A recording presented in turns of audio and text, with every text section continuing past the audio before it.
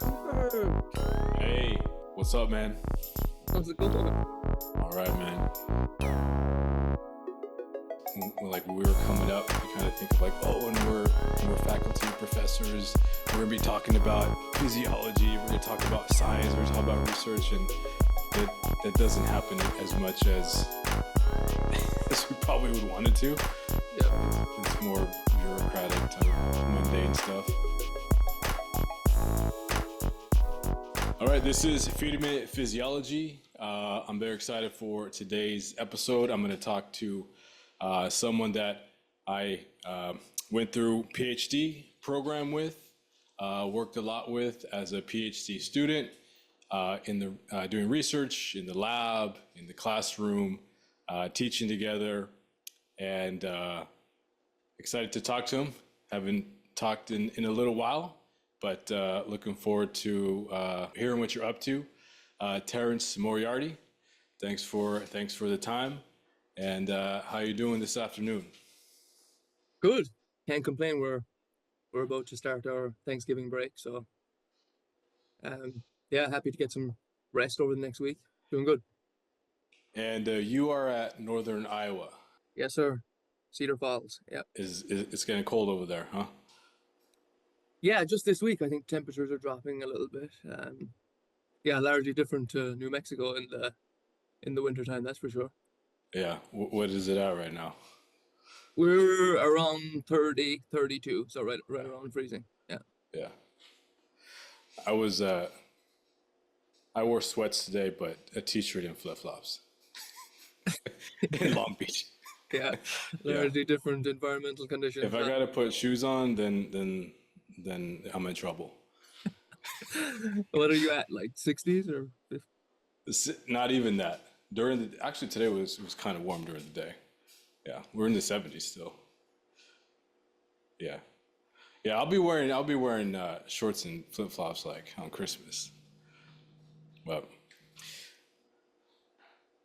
Yeah. I pay for Yeah, it. we will. Yeah. Well, hey man, thanks for taking the time. Looking forward to catching up with you. And like we had discussed, like we talked, this little YouTube podcast thing is talking about exercise, physiology, training, nutrition, research, and from what I've seen in the stuff that you've been doing since we left is pretty interesting work, looking at exercise and the effect of exercise on cognition, cognitive function, things like that. So we'll get to that. Looking forward to getting into that specific research because that's a super important area. But I like talking and asking people how they got interested in the field of exercise science, of exercise physiology. We have a history. You did our PhD together. You came in, I think, my second or third year, something like that. Yeah, something like that. Yeah, Yeah. 2015. Yeah. But why don't you, just talk about, one, how you got interested in exercise science, exercise physiology, and then what, sort of motivated you to study it professionally and go to grad school and ultimately, go into being a professor in the field. Yeah, man. Thanks for having me on. I think it's a kind of super important means of getting this information out there, like you mentioned. But yeah, I suppose growing up, I was kind of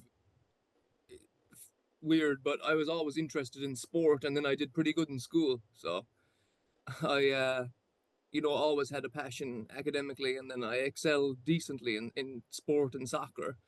So when I was going to apply for college programs in Ireland, I naturally enough, was taken down the exercise science route.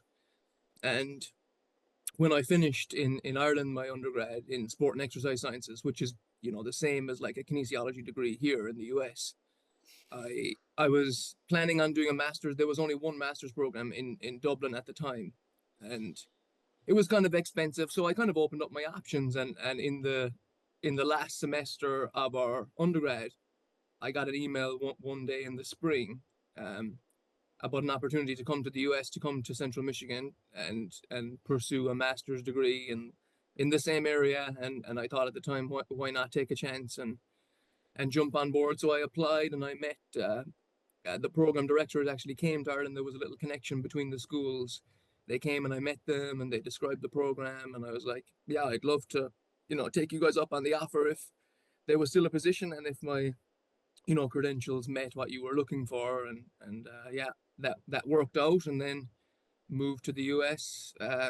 That's over 11 years ago now. And, I did my master's there. And I was just really, at that stage, I think, kind of curiously fascinated by things. Like after my undergrad, you kind of get a taste for things. But I think it was in my master's really that things started to develop and make sense a little bit more. And then toward the end of that, I was kind of like, I want more. Like I was just like so interested that I thought I've done 6 years in this, and I'm still hungry. Yeah, So yeah. I looked at, getting into the PhDs, and then my advisor in Michigan that time helped me to get to UNM, and then yeah, kind of just went from there, right? Got the PhD and now teach and do research. What was that? Like you mentioned, you're from Ireland. I never been there. I got a good buddy of mine. He went there a couple years ago and he loved it. But what was that transition like going from Ireland to central Michigan?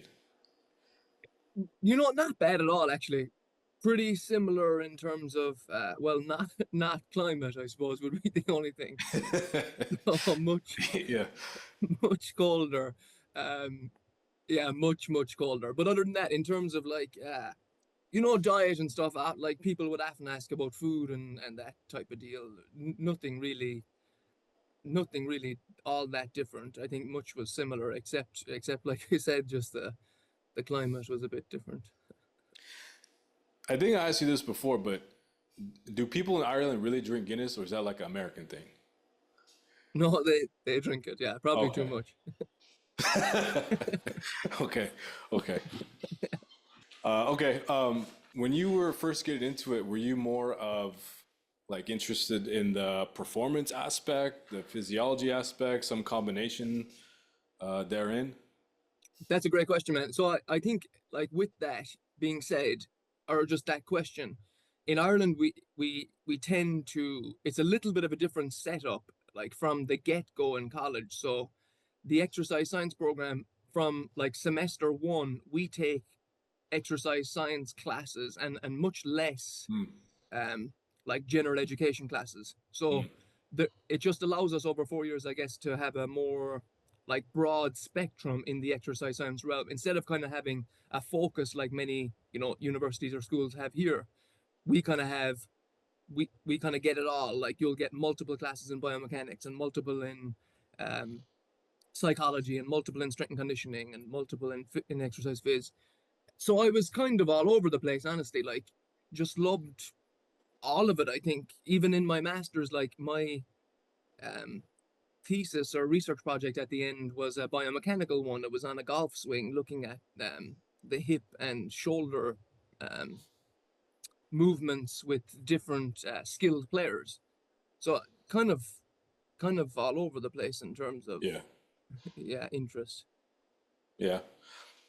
That probably boded well for UNM because we both did our PhD at the University of Mexico, and it was a pretty broad program Yeah, that you can sort of get into a lot of different things and work with different faculty in different areas. Um, bro, you were huge for my dissertation, man. You were fucking clutch on that thing. So appreciate that. Appreciate that. That was a big one. But yeah. So how was you know thinking about PhD programs? And I think not everyone understands this until they start getting into it. Is when you're looking for a PhD program, it's different than looking for like a master's program or like a I don't know PT program, where you're yeah, looking more specifically at working with specific faculty, right? And learning certain things, studying under them. And at UNM we had the ability to sort of work with multiple yeah, people, which was nice. But yeah. in looking at pursuing a PhD, what drew you to UNM ultimately?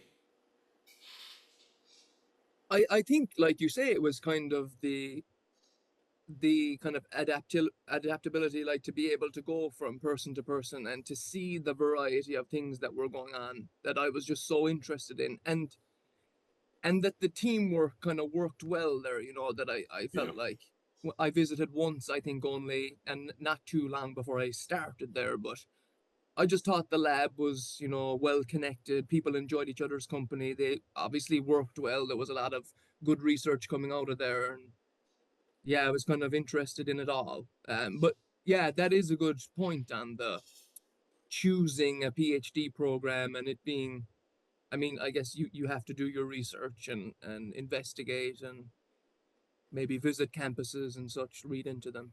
Kind of going back to undergrad though, I just had a thought. Is in Ireland, is PT the main interest for most undergrads? Because here, I'm sure you see that, right?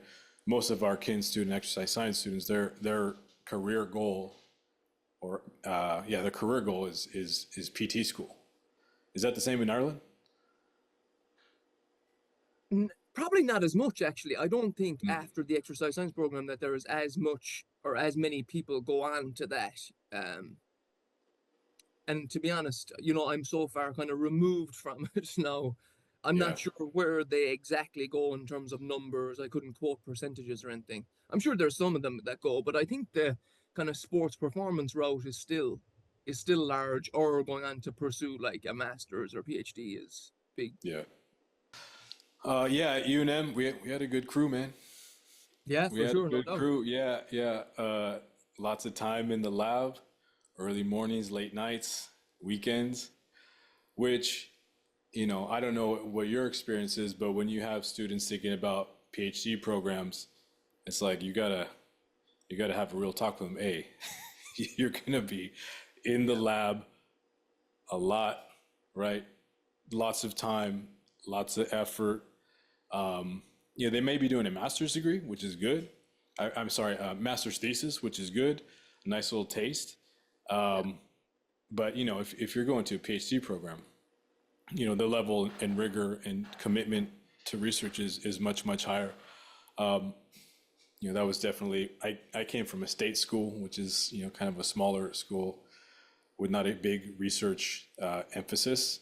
I was one of the few students that did a thesis, so that was kind of I would say an awakening, but it was like, oh, okay, this is different, right? Mm, But like I said, we had a good crew, and it made those long days and early mornings worth it, right? It was you, me, Trisha Van Dusseldorp, Nick Belts, Doctor Dumplings, Kelly Johnson, right? Tony Nunez, yeah. and some others. But how was your experience getting into the research process at UNM? And then I honestly don't know what you did for your dissertation. Yeah, so I think just first of all, you said thanks for helping out on your dissertation and stuff, and I appreciate that, but like I just loved it. Like, I think like you're saying that the PhD is a step up. I think you have to like be at that level that you're willing to do it without, like, I think if you're going into it and you want like praise for being there at 5 a.m. or 10 p.m., like you're you're Right. you're going down the wrong area, right? Like if you don't Yeah. love it that much, it's almost like I'm not sure you should be at that level and or pursuing that Yep. degree or Yep. whatever. So yeah, I like just again and curiously fascinated, like you would be around with people who just had so many different skills and Mm. it was just awesome to learn. If you learned a few things every semester, like by the end of 2 or 3 years, you had a skill set that could be utilized in many ways. Um, so yeah, Hold on. I got it. You reminded me. Okay. Speaking of building the skill set, all my students know you, man, because I tell them about the time where you wanted to learn how to process blood, right? We were doing oh yeah, PBMCs, yeah, collecting, separating white blood cells from whole blood, yeah, and you used to be a little, you know, yeah, Yeah, a little woozy with the blood, but I remember you still wanted to learn. And I remember yeah, the first day I was on the bench and I was like, okay, we're doing this, then you yeah, separate, then you pipette or whatever, and you're on the other side other side of the lab and you're like, yeah, okay, okay, like exposure therapy. You know what I mean? yeah, yeah, yeah, And then you say, hey, I'm not feeling too good, I'm gonna step out, and you got about two steps to the door and vasovagal. yeah. But Vasovagal. vasovagal. Yeah. But hey, but that didn't stop you. And I tell them, because I talk about that when we talk about a vasovagal response, right?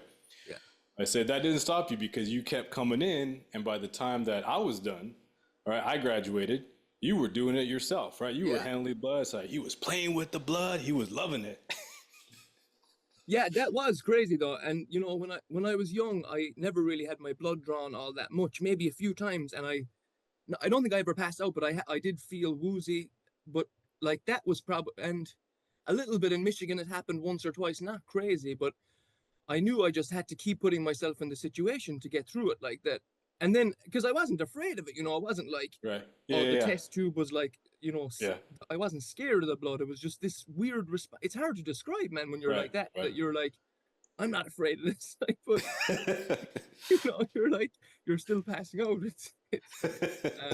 But then, yeah, I mean, it took me probably after you know, we did all the blood draws in that class, Dr. M's class, whatever. I can't Lab remember. procedures.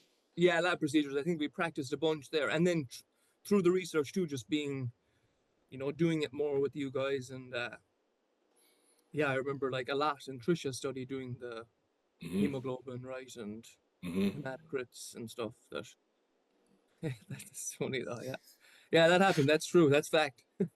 Hey, but back to what you were saying, you learned that skill, right? You learned that skill. Yeah, exactly.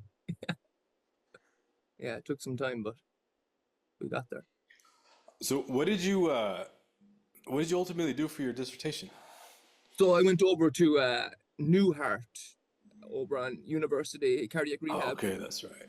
Yeah, Yeah. and we um, developed a connection there, and I wanted to do a full 12-week program and do pre and post testing with really kind of just using their resources and then adding kind of our cognitive components so that the regular test that they would do, you know, pre and post the intervention, like the submaximal exercise tests to measure um, you know, estimated VO2 or whatever.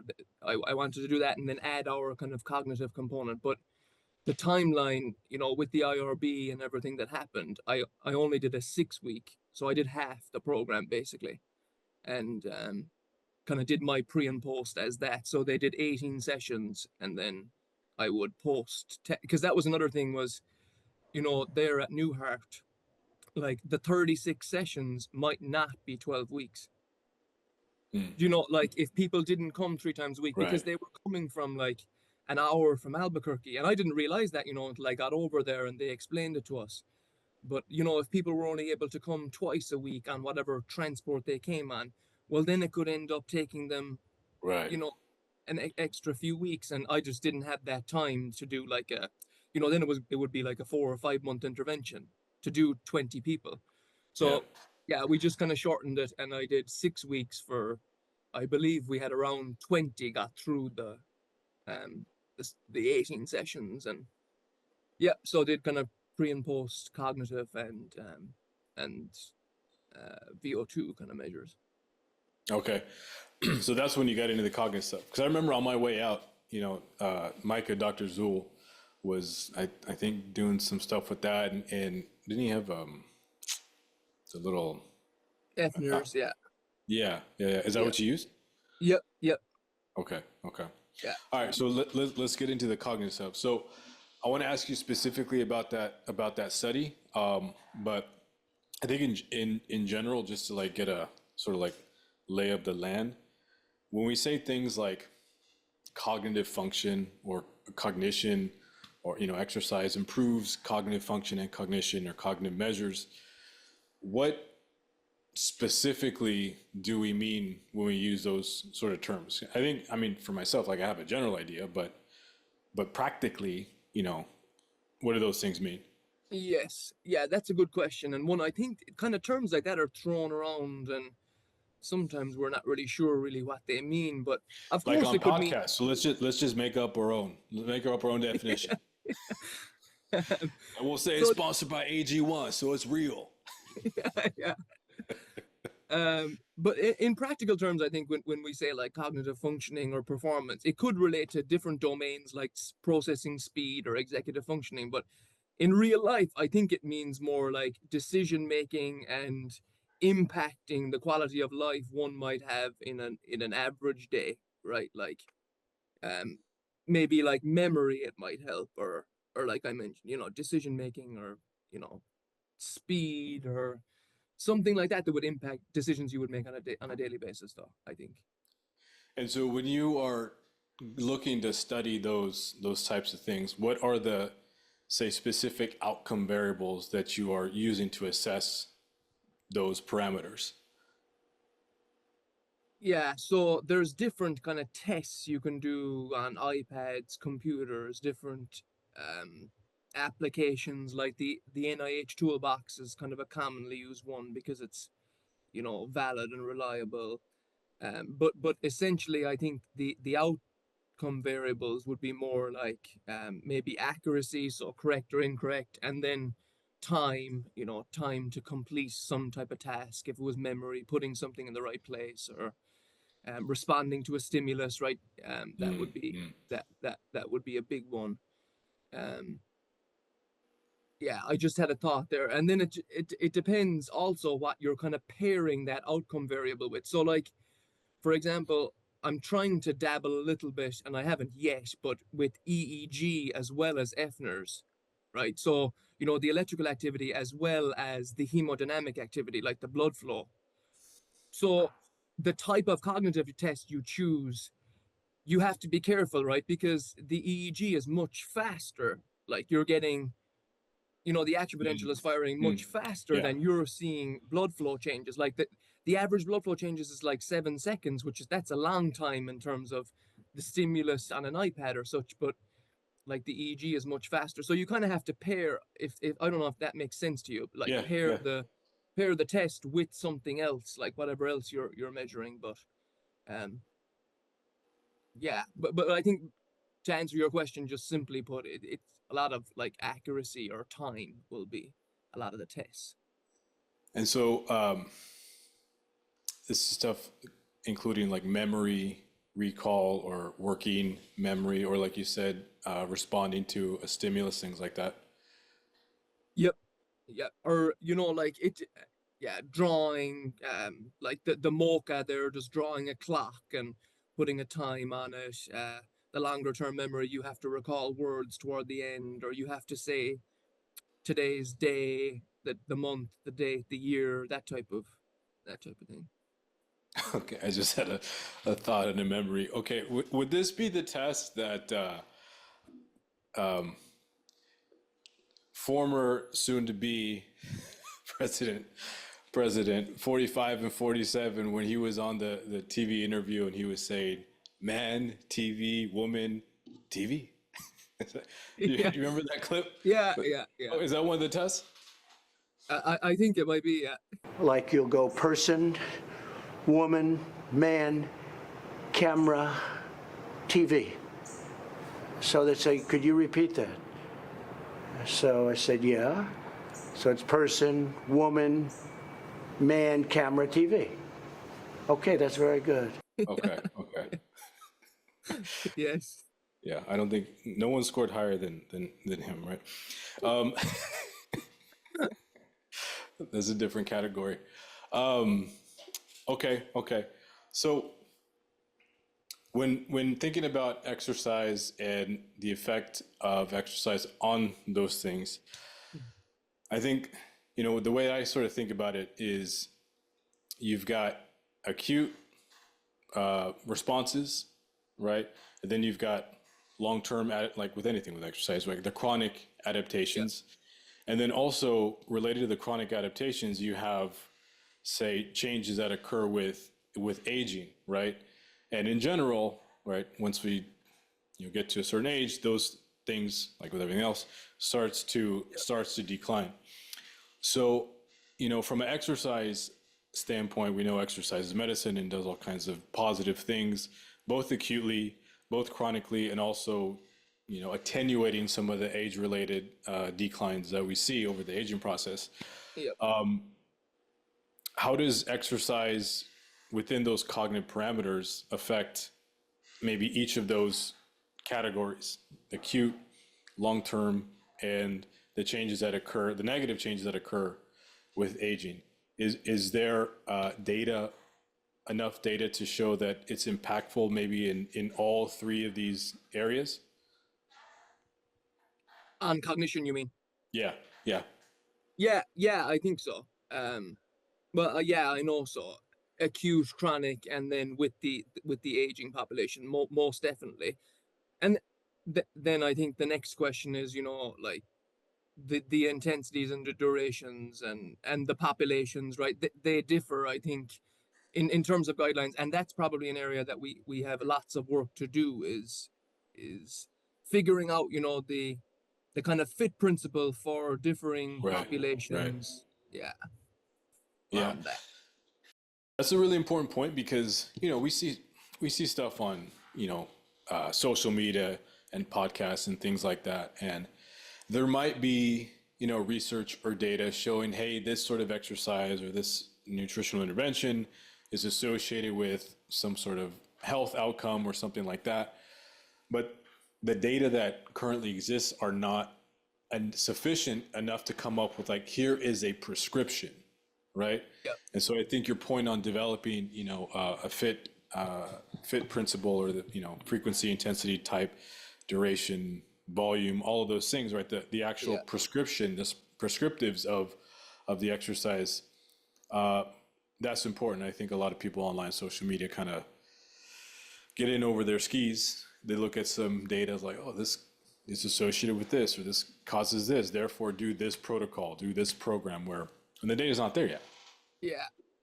Yeah, I definitely agree. I think, one nice place actually I've found recently, the EIM, the exercise medicine page on ACSM, are trying to do that per disease category. They have kind of individual diseases, and then if you click on each, they'll give you more specific. But even from that, like you can see that the brain or brain disorders or diseases is kind of lacking.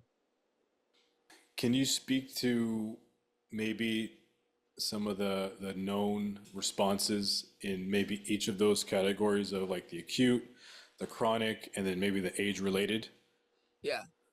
So I think acute, like at least one of the things that we've studied is if there is a change post exercise, and one big thing I think post exercise is the time of the cognitive task, right? So like application in real life, if somebody completes some type of exercise bout of moderate or high intensity, how should they time it? Kind of like nutrient timing, right? Like Right, how right. do Yeah, we yeah. time the exercise session to get the best bang for our buck in a cognitive capacity here? And we think that's between about 10 and 20 minutes post exercise is the most heightened kind of cognitive functioning. But one of the ways or mechanisms I think that we believe the exercise works is through priming, whereby there's an increase in cardiac output during the exercise bout, there's increase in brain blood flow, and we think that we may be taking advantage of the increase in brain blood flow in that 10 to 20 minute post exercise time to improve performance on different cognitive tasks. That's one of the things that we've looked into over the past few years in differing populations. And we've looked in the prefrontal cortex. So the prefrontal cortex is like related to more decision making or executive functioning. That's generally the area that's lit up during these cognitive tasks that we do. That's why we would measure that area also. So that would kind of be the acute perspective, I think. In terms of chronic, it gets a little bit different. So I think if you asked most people, like, pre and post an exercise intervention, for example, with most variables that you would look at, like people would say, oh, it increases, right? Like muscle mass you would hope would increase, or most of the things would positively change in that kind of increased fashion, or if you ask brain blood flow. But sometimes what we've seen is that brain blood flow might stay the same post the chronic exercise intervention, how many ever weeks or months, but the cognitive task performance, the iPad numbers might increase. So we see that commonly in many studies and populations. And you'll see a lot when you read papers that it's kind of an efficiency thing. At least Mm, mm, that's what we write about, that maybe like kind of like, oh, the VO2 max is not increasing, but they're right, running faster. right, right. You know what I mean? So, and I don't think we've really, you know, determined the mechanisms as to why or what's happening there in different brain areas. Like, is there vascular growth, or what's happening in different areas? But that'll happen a lot, whereby there's like similar blood flow, but better cognitive performance, and we'll kind of go down that efficiency route. And then In terms, sorry, yeah, can I ask? yeah, So, with the chronic stuff, I have seen, and we actually tried to do, I won't say tried, but we were doing a study looking at BDNF, brain-derived neurotrophic factor. yeah, This was in my second year. It was going to be a master's thesis. He wanted to do intermittent fasting with and without exercise on BDNF.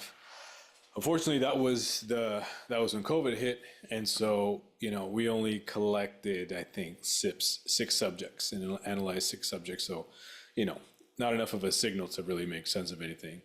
But I do know that BDNF is released and involved, seemingly with the cognitive changes or enhancements from exercise, including, which I always tell my students, this is the muscle itself will release BDNF, right, as a myokine, mhm, and will be released into circulation, and then cause changes in the brain, right, affecting the brain. And I always try to tell them, like, and I'm sure you have discussions like this with your students too, is like skeletal muscle is not just a contractile movement producer, but it's yeah, like an endocrine organ.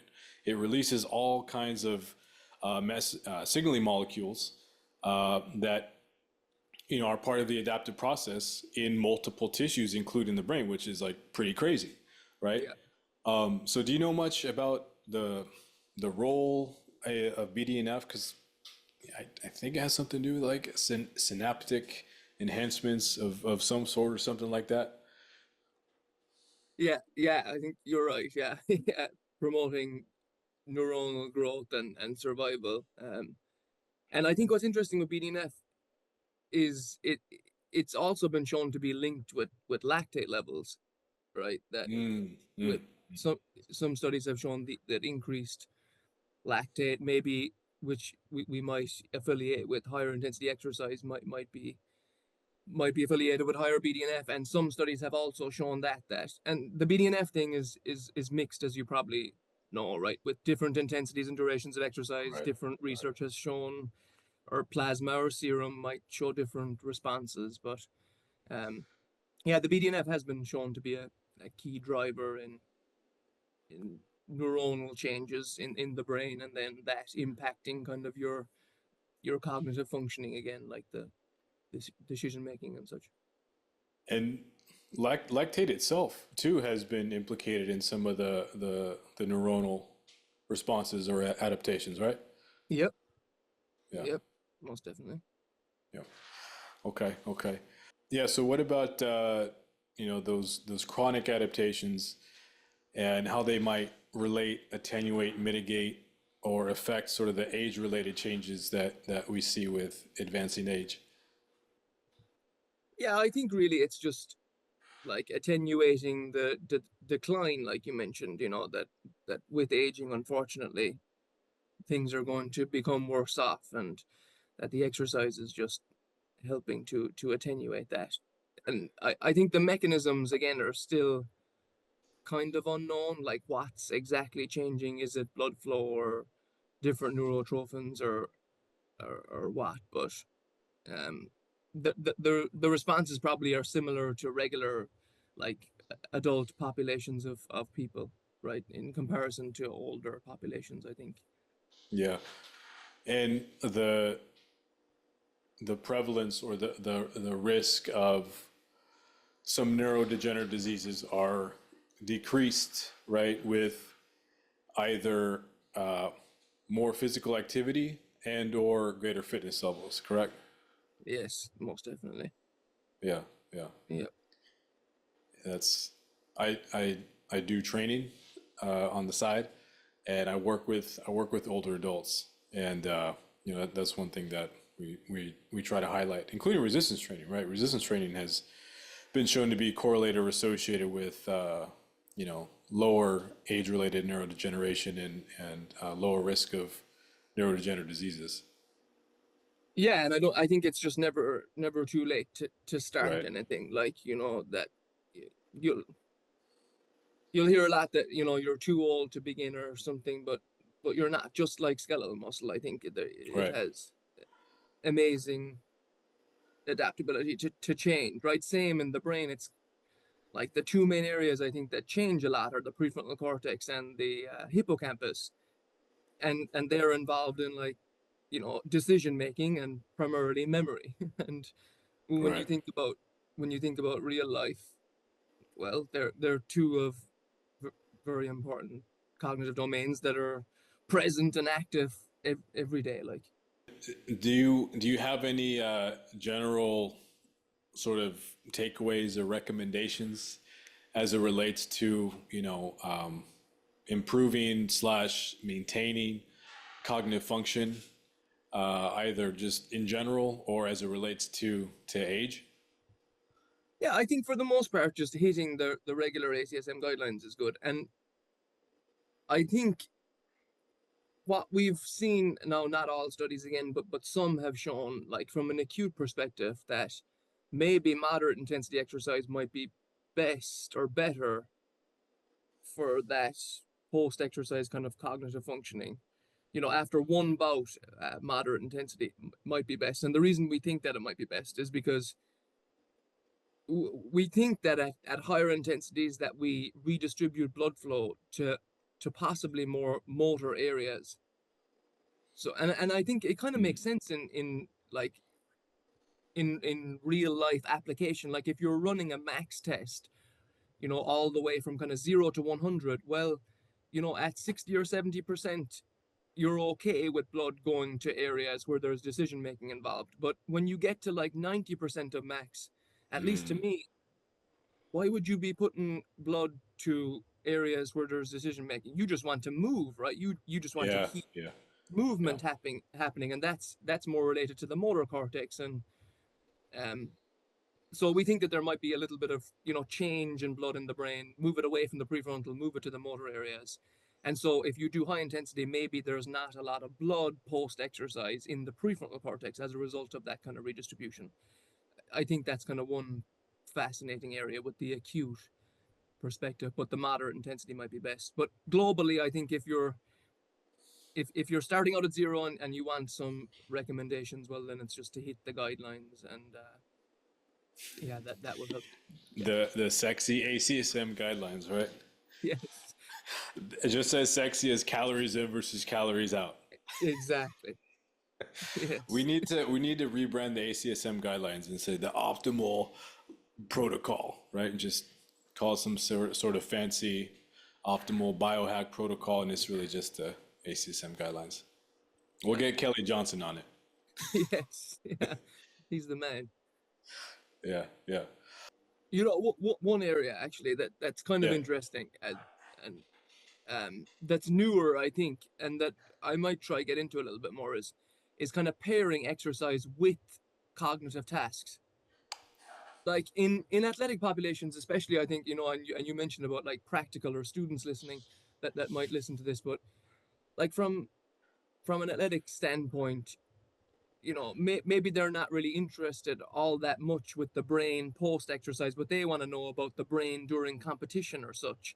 And so Yeah. training that way, I think, like training that way, even adding simple cognitive tasks, and for aging populations, actually, it's Right. it's been Right. shown Right. like that, even just simple things like some type of math, or one I'll do there sometimes is two different tennis balls and they have to catch one with a specific hand, but it adds something while they're moving.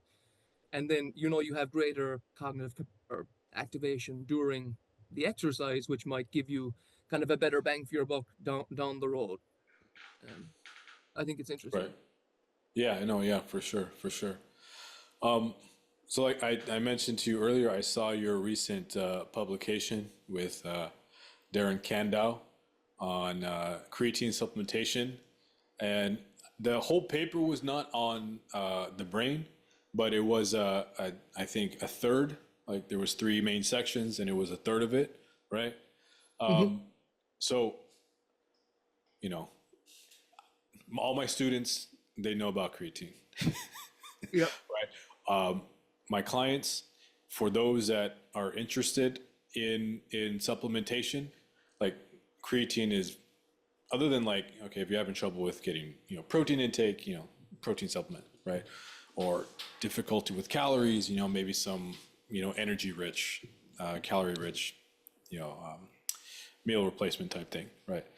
But other than that, like creatine is pretty much the only supplement that I will recommend if they're interested. So yeah, creatine is very well established, very well studied, and it's something that I tell my students as well, because they've heard of it in one context or another, but usually it's just within the context of, say, exercise performance or sport performance and things like that. But you know, related to your paper, there's the last 5-10 years or so, there's a lot of research coming out on creatine supplementation and its beneficial effects that are way beyond exercise, way beyond performance, and just overall health, including age-related health. So why don't you tell us a little bit about like maybe some of the main points from that paper? Yeah, so I think what we tried to do was bring together um, the exercise or the muscle changes in older adults and look at how creatine might impact that. That was the one section, and then the second one was on bone. So creatine, and there's a little bit in there with creatine and exercise and bone in older adults. And then the third section, like you mentioned, was on cognitive functioning, creatine and exercise in older adults. And I think essentially the main takeaways were like as well established with the exercise or muscle component, that we kind of called it hope or hype. So Yeah, the hope I was like kind of that framing. I like that framing. yeah, the hope was kind of more like established scientific research that's there in that domain, and we had more hope for cognition and um, positive impacts on muscle, and then we had maybe a little bit more hype, at least from the evidence that we looked at, for the impact on bone. Yeah, and in terms of the, say, the brain effects or the cognitive effects, like what what do the data kind of show in terms of the impact, the effect, that sort of thing? Yeah, yeah. So I think specifically one of the big cognitive domains that stood out to us was memory. Memory, if you go through a lot of the papers, um, was one of the things that changed a lot in creatine studies in older adults. And again, of course that's going to be really important for people as they age and in everyday life.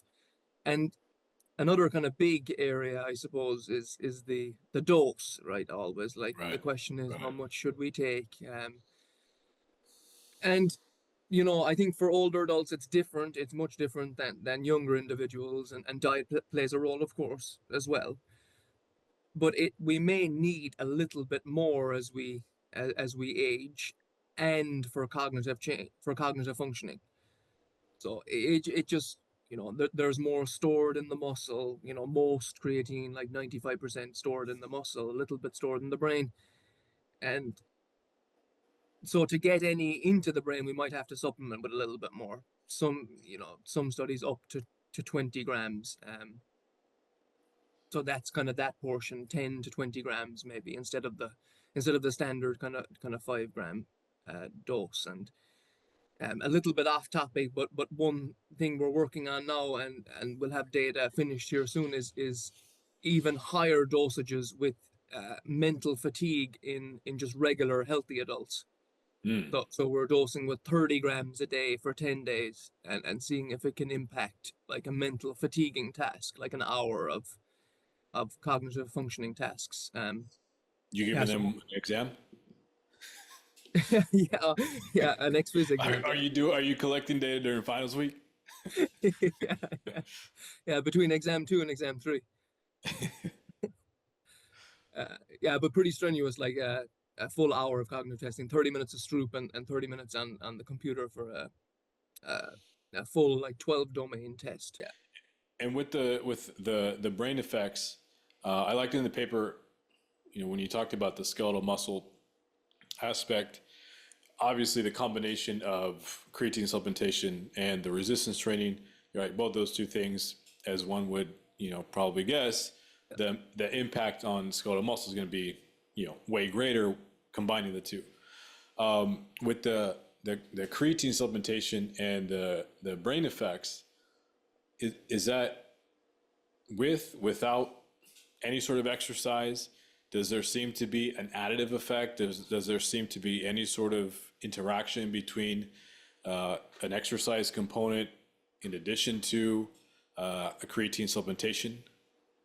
Yeah, I think it kind of depends again, right? It depends upon the population. Like if they're coming from a sedentary standpoint, then yeah, I think that the kind of whammy would be double, right? You would get a bit of better bang for your buck. But if they're already exercising, then it might, just be the creatine that's giving you that little extra edge. And also there's lots of some studies, will not have an exercise component. They'll just be adding the supplement, and then some will do a little bit of exercise and creatine.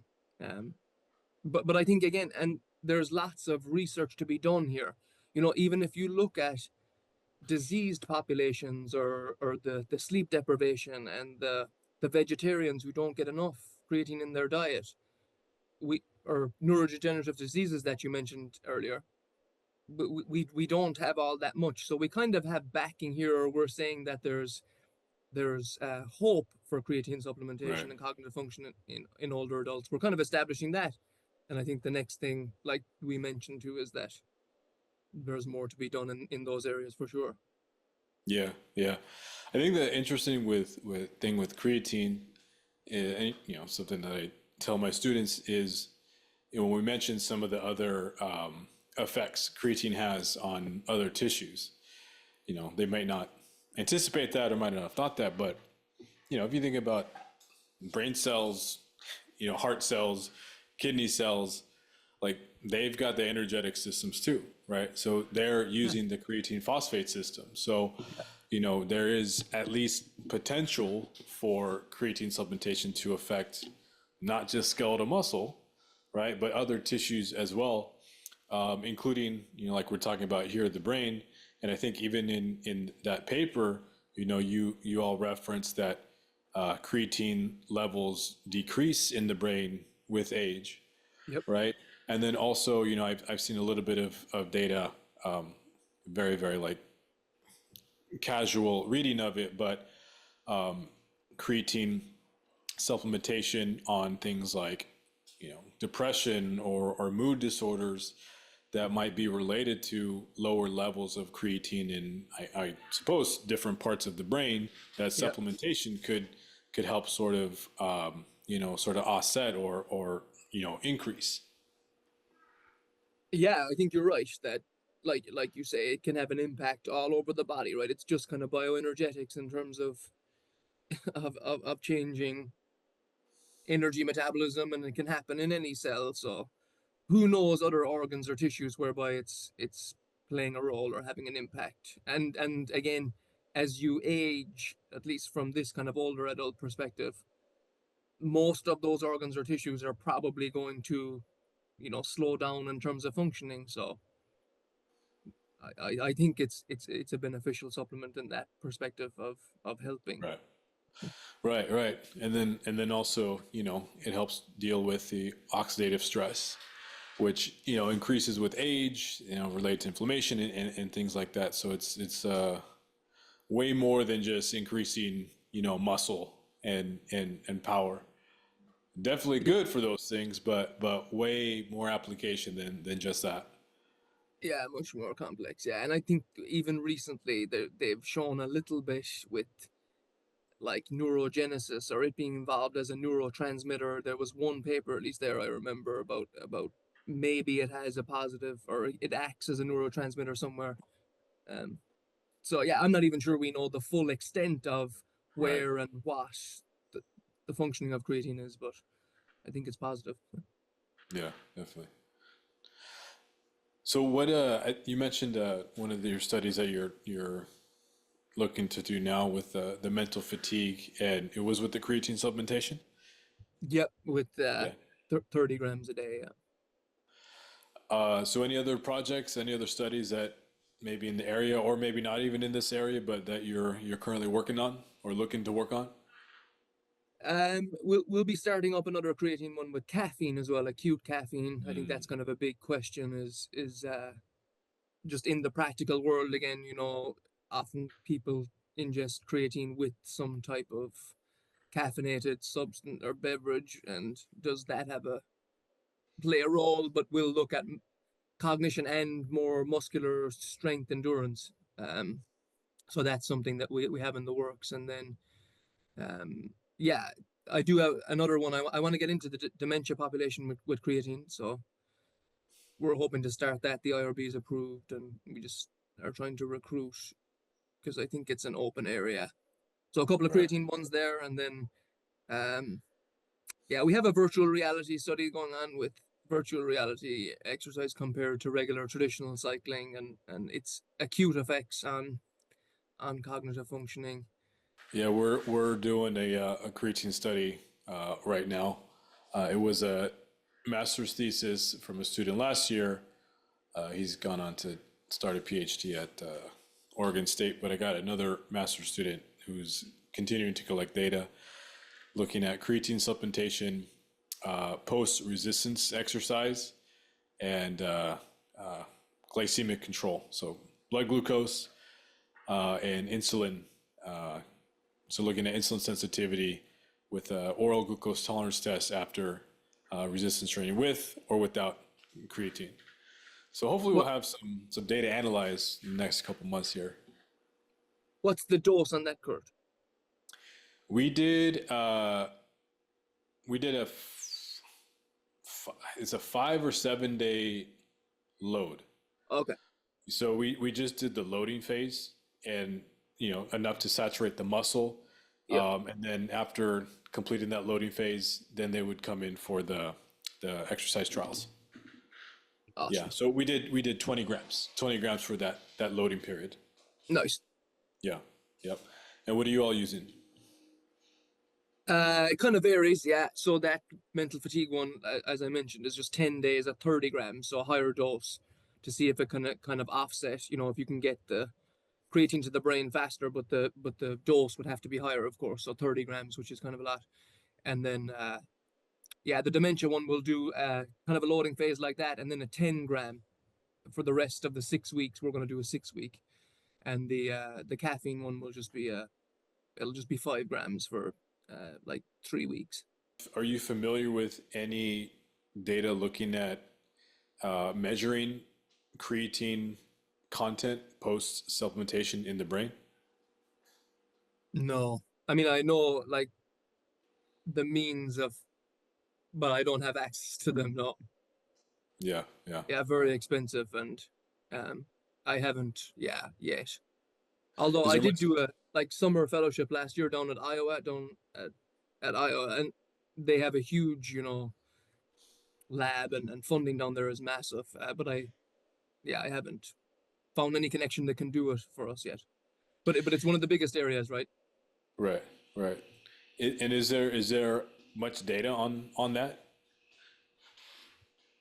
Not that I know of, no. Yeah, I think the percentages will vary as to how much brain creatine increases with different dosages. Somewhere I know there's one around 9 or 10% of an increase, but it's a big question in response to the dose, how much is actually getting into right. the brain.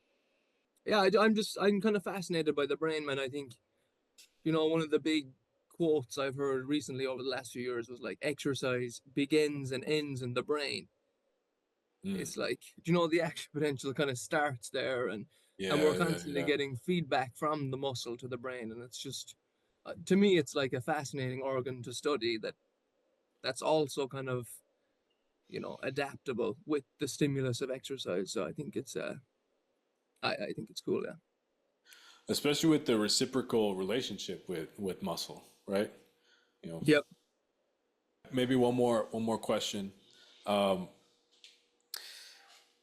we got grad students who think about pursuing a PhD. Um, they may or may not have too much familiarity with what that might be like, right? If they have people in their family that have gone on to do that or not. Um, but I don't know if you've had any conversations with students, but I don't know. You have any advice, any insight for grad students that might be thinking about a PhD?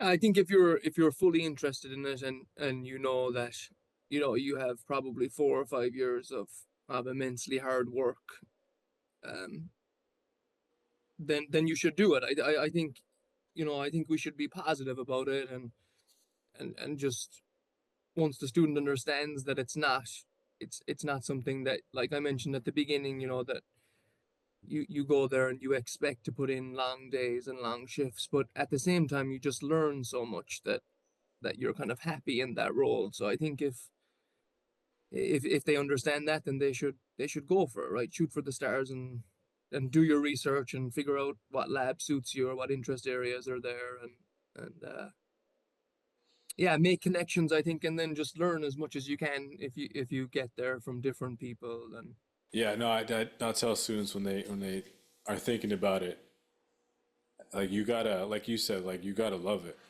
yeah, right? You've got to be so passionate and interested in it that you're gonna be willing to uh, put yourself in a very rigorous, demanding situation for several years at a time, right? For me, when I was thinking about pursuing a PhD, it was really thinking about it within the context of I like studying this stuff, and as a faculty member, I'd be able to study this stuff professionally, right? Like that's really the job. Like that's really the job description. Studying it, researching it, teaching it, right? But working in that field, in that area that hopefully you have a passion and an interest for, right? yeah, and I think most of us at least don't do it for money, right? We do it because we're Right. really interested in it. Like, we're just Mhm. furthering our kind of learning, right? I think. Right. Right. Yeah. All right, man. Hey, I appreciate the time. Good to talk with you. Good to see you. I hope we run into each other soon enough at one of these conferences. But appreciate it, and hopefully see you soon. Yeah, thanks so much, man. Appreciate it.